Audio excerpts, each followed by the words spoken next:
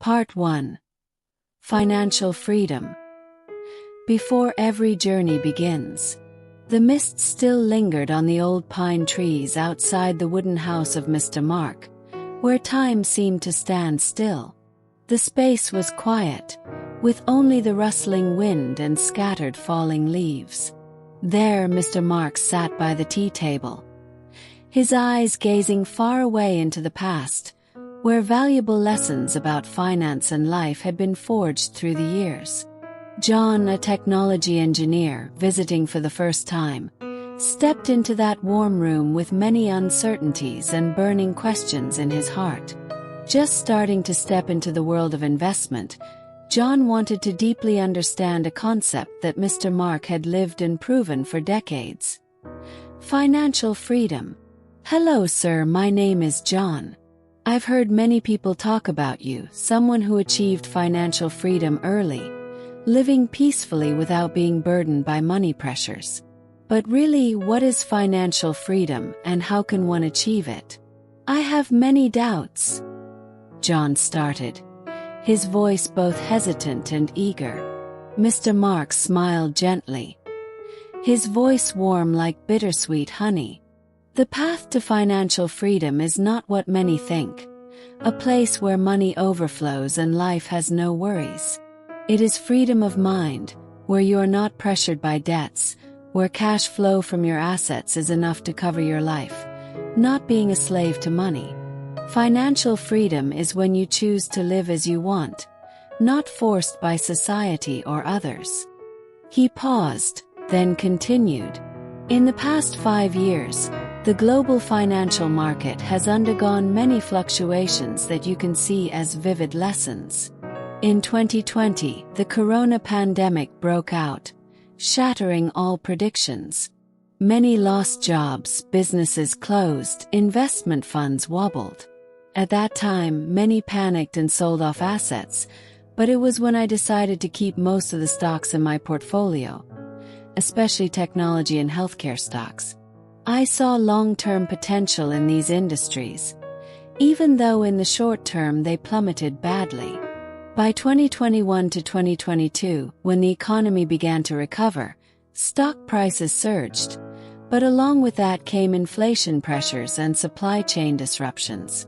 Interest rates gradually rose from late 2022, causing many investors to doubt the market, especially real estate and tech stocks that had been inflated earlier.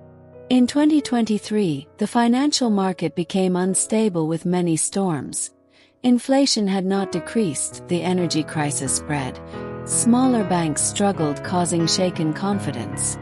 But that was also when I saw the opportunity to rebalance the portfolio, moving part into risk-hedging assets like gold, bonds, and rental real estate with stable cash flow.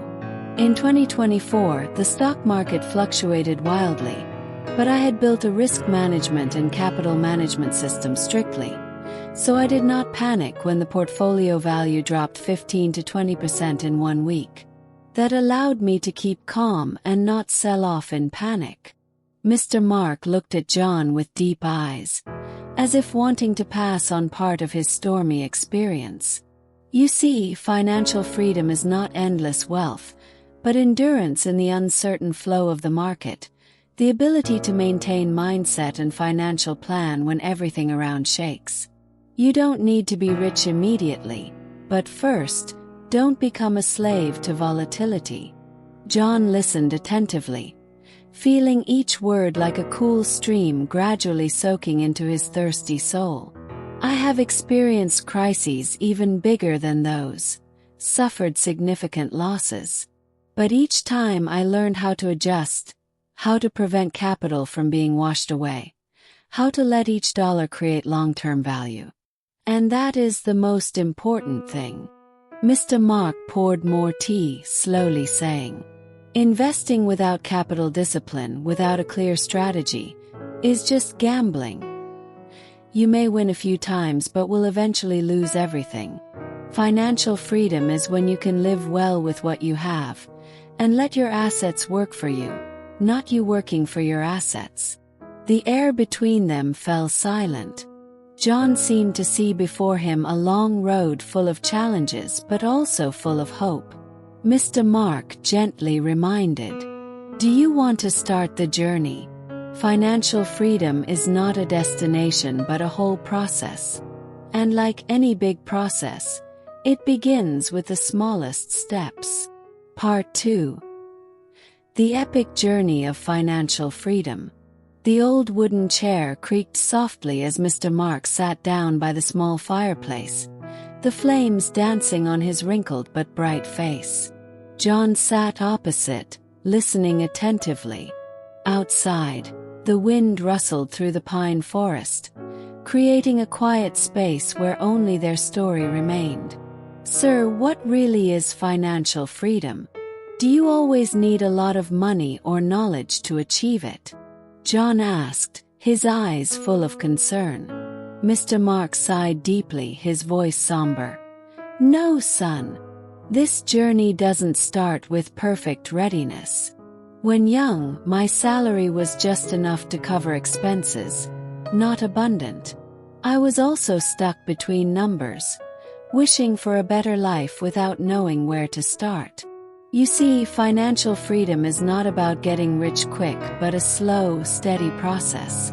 The first lesson I learned was how to manage money, preserving every penny, avoiding unnecessary spending temptations." John remained silent, eyes fixed on the burning fire. "In the past, I started by recording every daily expense. Sounds simple, but knowing where your money goes is the most important step. From there, I learned to distinguish between wants and needs. Many think they need many things, but it's just habits and social pressure. When I had to refuse costly parties or unnecessary things, I began to save small portions from my meager income. That was the first foundation for the long journey ahead." John asked, "But sir, it seemed very hard for you then. Not someone successful or rich from the start, right?" Mr. Mark nodded, his eyes thoughtful. "Exactly. I also made countless mistakes in early investing days. When I first opened a stock account, I was like a child before a mountain of money, unable to control emotions, lacking basic knowledge." John was curious. "Can you tell me about those mistakes? I'm at that stage now." Mr. Mark recounted slowly, his voice nostalgic. "I followed the crowd, bought stocks just because of rumors they would rise, without understanding the business model of those companies. Then the market corrected, stocks fell, I panicked to sell off. But I realized that lack of knowledge and emotional decisions led to heavy losses." John asked, "So how did you overcome those times? Did you ever want to quit?" Mr. Mark answered gently, "I spent many long nights thinking, constantly learning from books, experts, and my own failures. Sometimes I wanted to quit, but luckily I met a mentor who helped me see the value of investing in myself. Continuous learning, practicing patience. You can understand this path is not always straight, but tentative steps, falling and rising. Without persistence and learning, you can't go far." John softly asked, "Can you tell me about the biggest turning points on that road? I want to know what made the difference." Mr. Mark looked at the flickering fire, eyes distant as if returning to the past. "One unforgettable turning point was the 2008 global financial crisis. When the whole world fled the market, many sold stocks at cheap prices. I decided to buy more. At that time, many thought I was crazy, but I spent weeks studying financial reports, assessing risks, and believing in the economy's recovery." John was amazed. "So brave. But weren't you afraid of losing everything?" Mr. Mark smiled. "Of course, many sleepless nights worrying. But fear can't be a reason to retreat. I learned investing is a game of patience and calculation, not luck. I bought bank stocks at low prices, held for years, And when the market recovered, the profits changed my life. John asked further, "Besides stocks, where else did you invest?" Mr. Mark said, "Real estate is also an area not to be missed. I bought a small plot in a potential development area. Although not profitable immediately, it helped diversify assets and increase stability. I also allocated capital into gold, bonds, and always kept some cash ready to handle market volatility." John was curious. "Can you share risk management? I see many lose everything due to lacking this skill." Mr. Mark pondered. "Risk management is the key to protecting assets. I don't put all money in one place but diversify, invest selectively, and always keep reserves. Knowing when to stop and when to withdraw is a lesson I paid a high price to learn." John asked, "Regarding persistence, is patience alone enough?" Mr. Mark replied, "Patience is the foundation but must combine with continuous learning, adjusting strategies, and self-development. I've read hundreds of books on finance, investment psychology, and macroeconomics. Persistence also means accepting failure, learning from it, then standing up stronger." John asked, "When did you achieve financial freedom? How did it change your life?" Mr. Mark smiled softly. "I don't remember exactly because financial freedom is not a specific point but a lasting stable state. It's when I no longer worry about money, can spend time with family, pursue passions, live the way I want. That feeling is relief, freedom in the soul, not just a number in the bank." John wanted a final advice. "Any words for people like me?" Mr. Mark looked deeply. "Start from yourself, understand the value of money, control spending, keep learning, and don't let emotions drive investment decisions. Financial freedom is a long journey, not a one-day destination." Their conversation lasted late into the night. Lessons passed like a warm fire in the cold winter. John listened, remembered, with a new faith. This was the beginning of a different life. Part 3. The journey begins. First steps on the path to financial freedom. Morning light filtered through the small window of the wooden house, shining on John's thoughtful face. Last night's conversation still lingered in his mind, making him unable to stop thinking about the journey he was about to embark on. Mr. Mark, with his usual calm, continued to share the most practical advice for John, the young man taking steps toward financial freedom. "You are a technology engineer with stable income but not overly abundant. That's good because to build financial freedom, you need to understand your current financial capacity and optimize it," Mr. Mark began, his voice warm like a guide. "First of all, expense management is the foundation. You need to know exactly how much you earn, how much you spend, and how much you save. Don't think saving is trivial, because it's the first lifeblood nurturing financial freedom." Mr. Mark poured more tea, then looked straight into John's eyes as if wanting to transfer an invisible strength. "With your income, make a clear spending plan. Allocate about 50% for necessary living expenses, 30% for investment and saving, and 20% for your development and leisure." John asked, "Sir, what should I do if my current spending habits exceed the limit?" Mr. Mark smiled. "Then you need to start saying no to unnecessary things.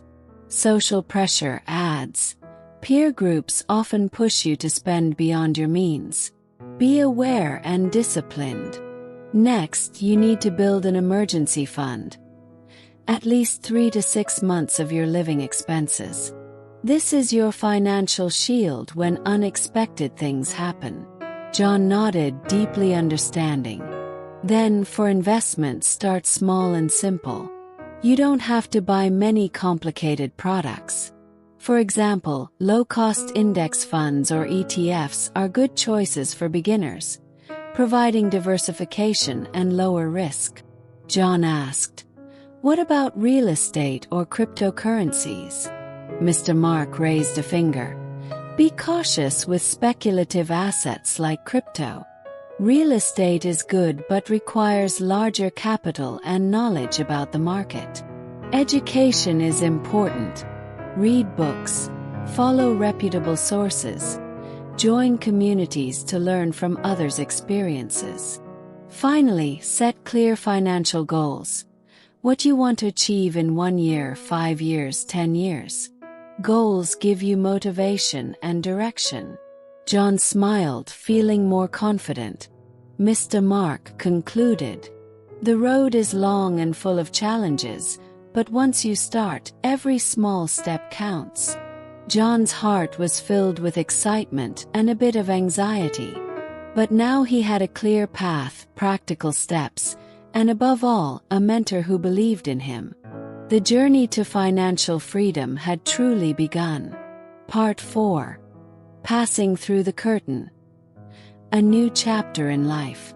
The next day, the fresh and quiet air of the hill seemed to empower the young soul who carried ambitions not yet properly nurtured. John returned with a different look. No longer confusion or anxiety, but deep determination. Mark could see in the way he held his teacup, in the questions he asked, a newly blossoming maturity. "After our talk yesterday," he began, "I realized I had lost a lot, not just money but calmness, patience and faith in myself." Mark smiled and nodded. "That's the most important thing. Money can be lost and earned back, but calmness and faith can only be built through experience and learning. I've started reorganizing my personal finances," John shared. "Started serious saving, building an emergency fund, and importantly, set limits on risky investments. I no longer put all my bets in one place." Mark saw in him an awakening of financial discipline, an indispensable tool on the long journey ahead. "I've also started reading financial reports and analyzing the market from many angles," he continued. "Though my knowledge is still limited, I feel a clear difference in how I perceive opportunities." "That's right," Mark affirmed. "Knowledge is power. The more you understand, the better you can avoid traps in the market." In the following days, John spent much time researching, taking notes and practicing patience. He was no longer impulsive, nor caught up in short-term fluctuations. Every decision was carefully considered. Every step was planned. Mark knew the road ahead was still long, but what mattered was that John had passed through the curtain of chaos to see more clearly the path he must take. "Financial freedom is not for those who want quick results," Mark said to him one weekend afternoon. "It is for the persistent, for those who dare to face themselves, correct mistakes and move forward."